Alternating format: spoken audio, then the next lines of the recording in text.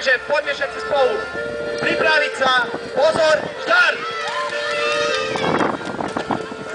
Má menšie problémy na štarte, nevadí. Je naštartované. Poďme na to. Ako si môžete všimnúť, Ondrej zvolil trochu inú taktiku ako jeho predchádzajúci farmári. Približujem sa k drevám a zase uvidíme, ako to bude prebiehať pri kapčaní dreva.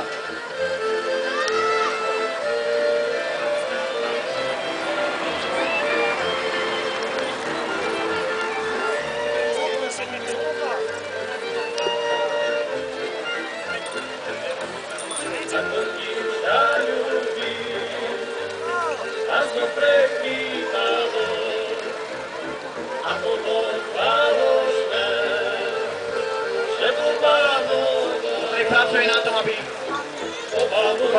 naozaj dobre, aby sa to počas tráte nikde neodpojilo, lebo by to mohlo znamenať veľké problémy, pretože ako ste si všimli, je tam špeciálne upravená tráť, je tam takú dieru, aby bolo pre našich farmárov ľahšie zapojiť tieto dreva.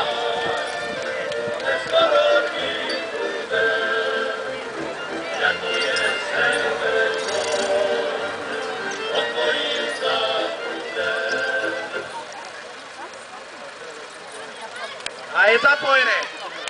Pozbuďme nášho Ondreja. Tento traktor je trochu slabší ako predchádzajúci, ale myslím, že taktiež nebude mať žiadny problém.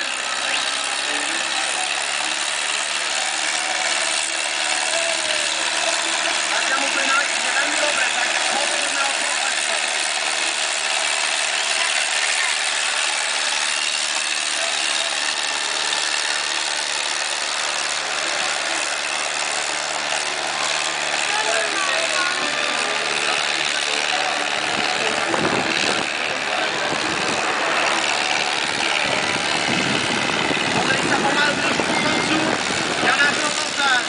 Zastaviť časnú mieru. A uvidíme, na aké miesto sa posunie.